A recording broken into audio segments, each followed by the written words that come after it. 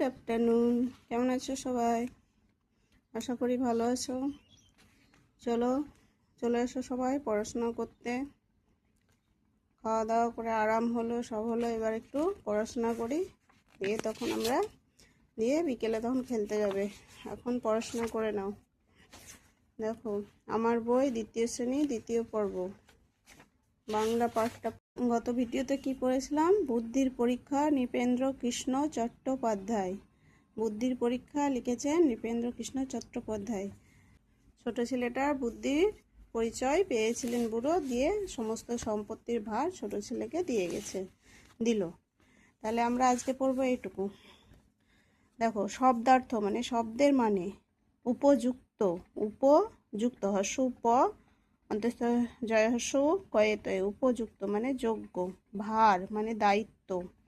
পরীক্ষা, ভার মানে দায়িত্ব, কোনো কিছুর দায়িত্ব দেওয়া। পরীক্ষা মানে যাচাই করা। হ্যাঁ। শয্যা মানে হচ্ছে বিছানা। সম্পত্তি মানে বিষয় আশায়, যে ধন, টাকা পয়সা, সোনা দানা, জমি জায়গা, বাড়ি ঘর, এগুলো হচ্ছে সম্পত্তি। সমস্ত মানে পুরোটা, ঠিক আছে। কিছুক্ষণ মানে কিছু সময়। সন্তুষ্ট মানে খুশি হওয়া। আচ্ছা, এবার চলে আসবো আমরা হাতে কলমে। আচ্ছা, একের দাগে কি বলছে? নিচের প্রশ্নগুলোর উত্তর লিখি। 1 বুদ্ধির পরীক্ষা গল্পটি কার লেখা?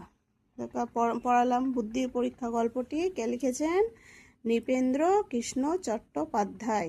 এটা লিখবে। হ্যাঁ, লিখবে বুদ্ধির পরীক্ষা গল্পটি নৃপেন্দ্র কৃষ্ণ চট্টোপাধ্যায় এর লেখা। হলো, বুদ্ধির পরীক্ষা গল্পটি নৃপেন্দ্র কৃষ্ণ চট্টোপাধ্যায়ের লেখা। এবার 2, গল্পে কজন মানুষের কথা পড়লে? গল্পে আমরা কজন মানুষের কথা বললাম? 3 জন। একটা হচ্ছে এই বুড়ো মানুষটা, মানে তার বাবা, আর তার 2 ছেলে। কজন? তাহলে লিখবে গল্পে 3 জন মানুষের কথা পড়লাম। ঠিক আছে। তারপর আসছে 3 নম্বরটা। বুড়ো লোকটি তার 2 ছেলেকে কটি পয়সা দিলেন?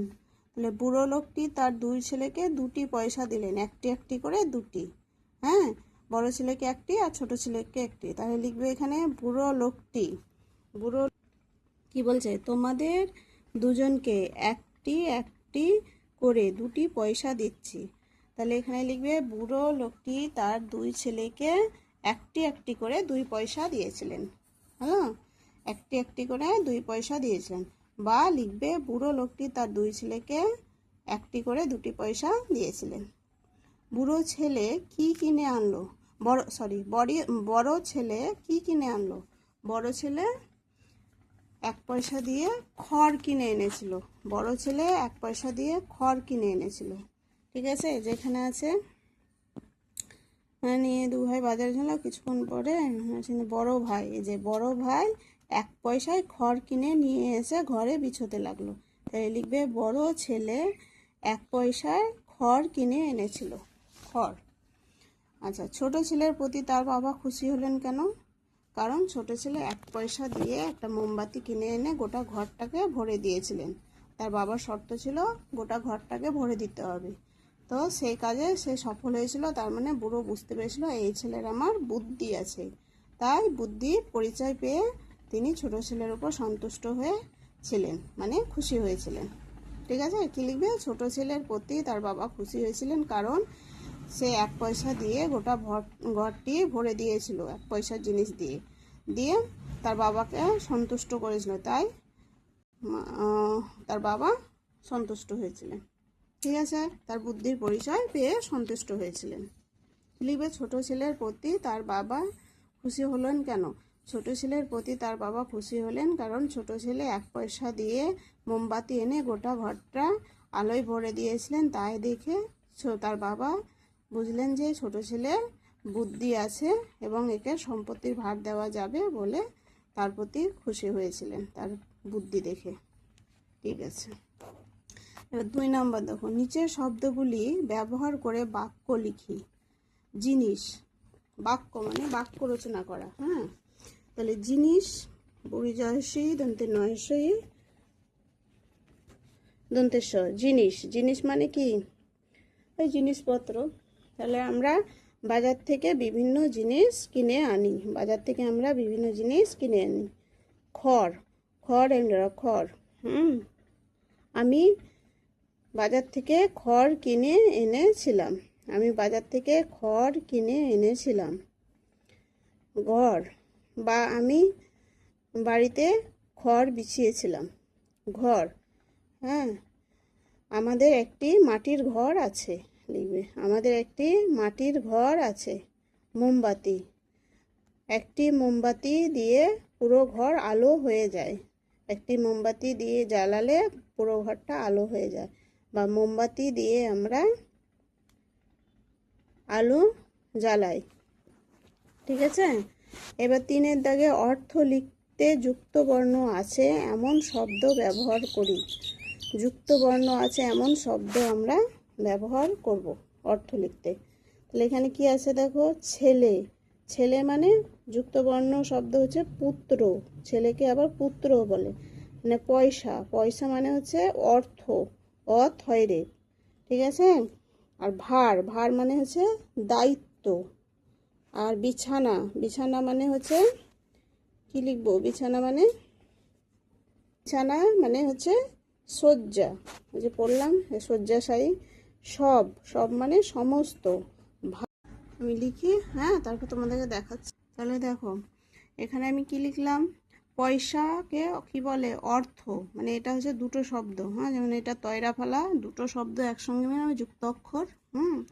তো পয়সা হলো অর্থ, ভার হচ্ছে দায়িত্ব, ওই যে তয়ে বয়ে।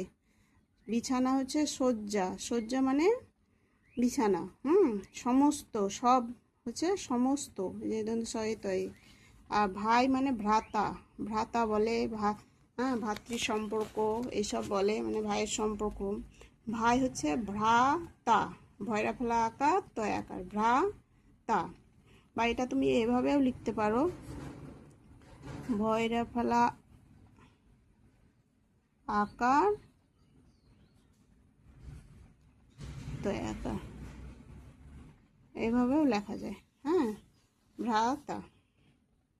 ঠিক আছে, তাহলে এখানে হয়ে গেল। এবার এখানটায় আছি, ঘটনাগুলো সাজিয়ে লিখি, মানে এলোমেলো করে দেওয়া আছে, এবার সাজিয়ে লেখো।